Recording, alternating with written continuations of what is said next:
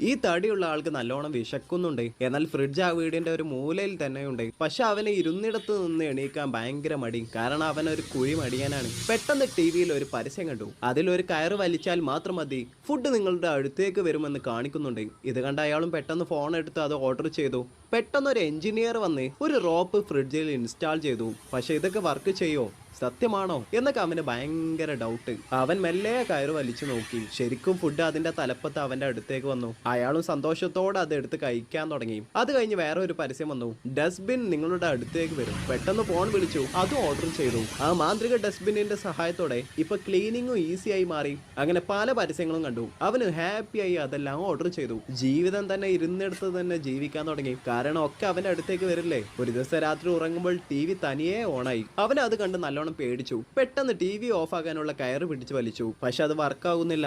ദേഷ്യം വന്ന് ആദ്യമായി എണീച്ചു പോയി ടി വി ഓഫ്